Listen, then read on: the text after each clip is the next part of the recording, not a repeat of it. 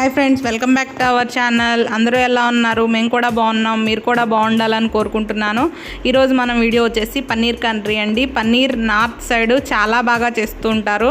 ఇది నేను మా ఫ్రెండ్ దగ్గర నేర్చుకున్నానండి. టేస్ట్ అయితే చాలా బాగుంటుంది. ఇంట్లో మనం ఎక్కువగా కూరగాయలు లేనప్పుడు, రొటీన్గా బోర్ కొట్టినప్పుడు ఇలా చేసుకుంటే చాలా టేస్టీగా ఉంటుందండి. ఎవరైనా గెస్ట్లు వచ్చినప్పుడు కూడా చాలా ఈజీగా మనం చేసి పెట్టేయచ్చు.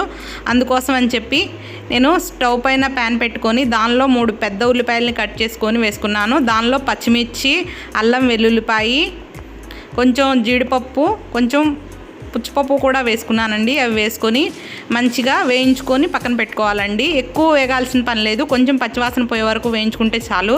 తర్వాత దాన్ని మనం మిక్సీ పట్టుకోవాలండి. ముందుగా వేయించుకున్న మిశ్రమాన్ని ఒక 2-3 స్పూన్ల ఫ్రెష్ పెరుగు, కొంచెం కొత్తిమీర వేసుకొని మనం మిక్సీ పట్టుకోవాలండి. తర్వాత మనం 100 గ్రాముల పన్నీర్ తీసుకొని దానిలో ఉప్పు, కారం, పసుపు, ధనియాల పౌడరు, జీలకర్ర పౌడరు, కొంచెం ఆయిల్, కొంచెం కసూరి మేతి వేసుకొని మంచిగా కలుపుకోవాలండి. కలుపుకొని ఒక 5 మినిట్స్ రెస్ట్ ఇవ్వాలి. తర్వాత స్టవ్ పైన ప్యాన్ పెట్టుకొని దానిలో ఇవి క్యాప్సికమ్ ఆప్షనల్ అండి. మీకు ఇష్టం లేకపోతే స్కిప్ చేయొచ్చు, కానీ వేస్తే టేస్ట్ బాగుంటుంది. మనం రైస్లో కన్నా ఇది రోటీలో తింటే చాలా బాగుంటుందండి. క్యాప్సికమ్ని వేయించుకొని పక్కన పెట్టుకున్న తర్వాత మనం ముందుగా పన్నీర్ని కలిపి పెట్టుకున్నాం కదా, అది కూడా యాడ్ చేసుకోవాలి. వేసుకొని దాన్ని మంచిగా 2 వైపులా ఎర్రగా వేగే వరకు వేయించుకోవాలండి. వేయించుకొని పక్కన పెట్టుకొని తర్వాత వేరే కడాయి పెట్టుకొని దానిలో మనం కొంచెం ఆయిల్ వేసుకొని ముందుగా వేయించి పెట్టుకున్నాం కదా, మిక్సీ పట్టి పెట్టుకున్నాం కదా, ఆ మిక్స్ వేసుకోవాలండి. వేసుకొని దానిలో స్పైసెస్ అన్నీ యాడ్ చేసుకోవాలి. ఉప్పు, కారం, పసుపు,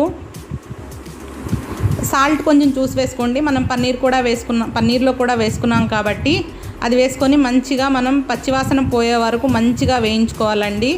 ఆయిల్ బయటకు వచ్చిన తర్వాత మనం దానిలో కొంచెం వాటర్ యాడ్ చేసుకోవాలి. ఇది మంచిగా మనం వేయించుకోవాలండి. ఇది వాటర్ యాడ్ చేసుకొని మంచిగా కొంచెం ఉడికిన తర్వాత, దగ్గర పడిన తర్వాత దానిలో మనం కొంచెం గరం మసాలా యాడ్ చేసుకోవాలి. వేసుకొని ఒక 5 మినిట్స్ మనం ఉంచుకోవాలండి. అది మంచిగా గ్రేవీ మంచిగా పచ్చివాసన పోయే వరకు ఉంచుకోవాలి. ఇదైతే రైస్లోకి, రోటీలోకి చాలా టేస్టీగా ఉంటుందండి కర్రీ.